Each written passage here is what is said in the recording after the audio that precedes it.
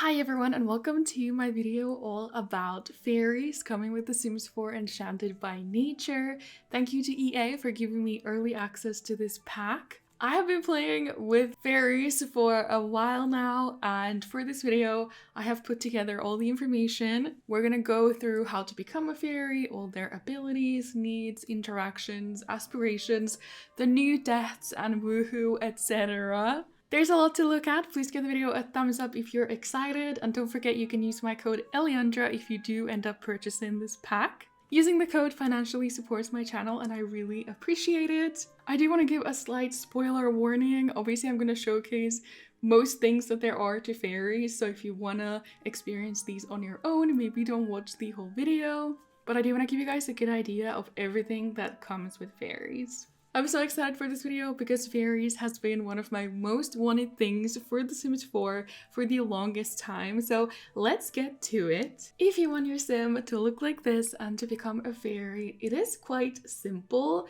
There's a few ways to get started. Your sim can research on the computer or on a bookshelf how to become a fairy. There's also this fairy hub in the new world, so you can go research there, or you can just ask any of the fairies that are floating around the world, and sometimes they will even offer you the seedling, which is something that you need. You can also get it by ordering it from the computer. To plant it, you need to click on the ground or on the planter and then select plant the fairy seedling, and that will spawn Mother Nature, who will then give you a potion, which will start a 24-hour moodlet, which is what you need in order to become a fairy. And during the 24 hours, you need to travel to these sacred waters. Now I've forgotten what they're called, but they're located here in Everdew. They're so pretty and so magical. Just look at this. So with the moodlet, all you have to do is travel here,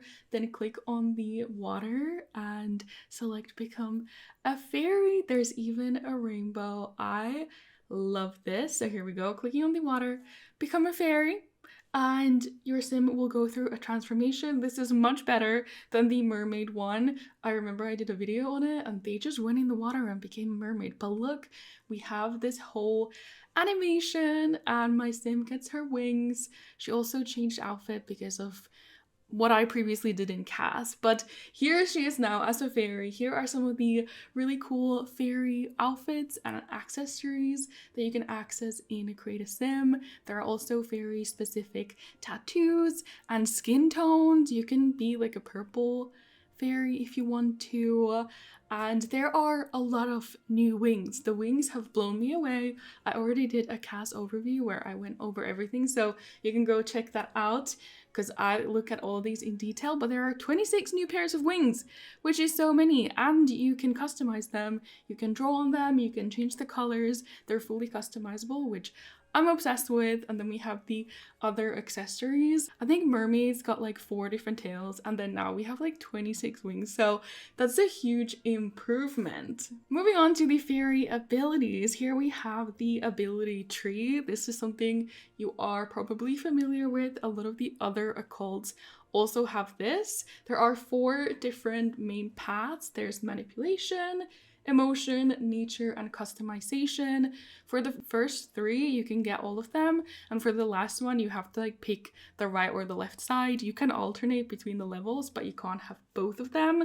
Some of the best abilities you can get is turning other sims into fairies. You can age sims up, you can bring gnomes to life, you can manipulate items, like clean them. It's very nice. There's a lot of plant abilities as well. You can grow plants. And then my favorite thing about fairies, well, one of them, look, you can just teleport everywhere basically by clicking on the ground and selecting fly here instantly, and it can be on the other side of town and your sim will teleport there. Here I'm showcasing some of the plant abilities, like growing the plants instantly if you use growth eruption. There's a lot of cool ones. Here I'm bringing a gnome to life. You can use fairy dust to do this even before you have the ability. Later on you just don't need the fairy dust, but all of these do use your emotional force, which we will talk about. Here I'm able to influence my relationship with another sim by just doing this little animation. A lot of these abilities include your sim shrinking down and doing a little flying around. Here I am applying an ailment, which is a new thing from this pack. Here are all of them. Some of them are really fun, like coughing up simoleons or just having really good luck. But I'm gonna give the sim, I think, one of the luck ones. And here we go, another little twirl in the air. And the sim is gonna get an ailment. Basically, they're gonna get sick for a while. They do get like a skin condition as well. Here I'm curing an ailment, because you can also do that. And I love that you can do it from really far away. Like, she's standing all the way over here, but she's just gonna fly over really quickly and then fly right back. That's so fun and cute. It's like she was never there. That sim has no idea what just happened. I'm doing it again to my sim's brother, who had this crazy ailment as well. Okay, here we are transforming the sim into a fairy. We have another flying around animation, and that sim did end up getting wings, and now we're also aging that same sim up. You can't really tell because they were a young adult and they're just gonna age up into an adult, but they do the little twirl. You can't age up elder sims because that would kill them. Then the next thing is you can absorb other sims' emotions. This feels your own emotional force, and you can also get spillover emotion and then start to feel the emotion that they had. There's also a death to this that we will look at, but you need to also regenerate your emotional force, so you can do this cute animation and do it by clicking on your own sim, or you can do it at a fairy home or by absorbing other sims' emotions. Here are the needs for fairies. I think it's crazy that you do not have the hunger need. My sims never ate a single thing and they're just fine. I think that's crazy. You don't even need a kitchen. You also don't have the bladder need, but you do need emotional force, and your fun and social needs deplete more quickly. Your fairy sims are also better at the natural living skill. They gain it quicker, and if your fairy sims have children and they get the fairy high lineage trait, then they will gain fairy experience faster. Moving on to some of the interactions and social things you can do. Here are some of the things you can ask other fairies. You can ask them for fairy dust, which is something that you need to regenerate your emotional force and do some of the abilities like turning or making the gnomes come alive. I love this interaction with sinks. Your sim can go and play in the water, so your sim will shrink, and this is just adorable. You can also shrink and play in a lot of other objects. Some of them might have like special interactions like this and I just didn't come across them, but here she's gonna go into a fridge and play with that. I think you can sleep on a piano, and then you can sleep in the what's this called? Dollhouse, which is what I'm gonna do now. I think that's adorable. I'm so glad they included this. There might be more, I don't know, but these are the special interactions with items that I found. Your sims can also feel their hygiene needs by cleansing in nature, which is something you can do by clicking on plants, and this is what it looks like. Really cute. Another shrinking animation. Here's just me showcasing how your sims fly around instead of walking. I do think it's quite cute, but I just ended up instantly flying to places. Here is the little fairy hub that is in one of the new neighborhoods. You can collect fairy dust from here daily. You can use the toilet here. You can have a sponge bath. You can learn about Everyday history and also investigate fairy court documents. Now moving on to the fairy home. This is adorable. I think it's so cute. You can throw dance parties here, which is what my sim is doing now. Multiple fairies can join in. And I'm pretty sure I saw some sims just dancing outside of the house because they weren't fairies. You can also use the home to regenerate your emotional force, which is something I ended up doing like multiple times a day. It's really handy to have this on your own lot. When the fairies use it, they leave behind some fairy dust, so you can shake it out and collect it. You can also sleep in there and bathe in there. Then let's have a little look at the fairy aspiration. It's pretty simple. It's becoming a fairy, doing some of the fairy abilities and reaching higher ranks. And then once you've completed that, you get to pick the harmonious or the discordant fairy path. I picked the harmonious one. Here is what you have to do for that one. And then here is what you have to do for the discordant fairy path. So kind of like a really good fairy or a mischievous fairy. You have the option between the two, and then if you complete it you do get the reward trait as well, and here is what the happily harmonious trait gets you. I'm pretty sure the other one will just be kind of like the opposite of this one. Then moving on, we have the new woohoo, which is you can woohoo in the sky, and you can do this with sims that aren't fairies. This guy is not a fairy, but I was able to shrink him down. I'm just gonna skip through this middle part, and then here is the ending as well if you wanted to see the new woohoo.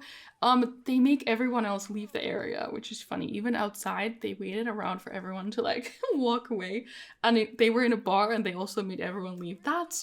Now we can look at the two new deaths. The first one is death by, I want to say, emotion overload. So your fairies have this ability to detect others' emotions, and as we saw earlier, you can absorb their emotions to fill your emotional force. But if you absorb too many powerful emotions, then you have the chance to die. But I don't know, this was really weird. Like, you can see what's going on.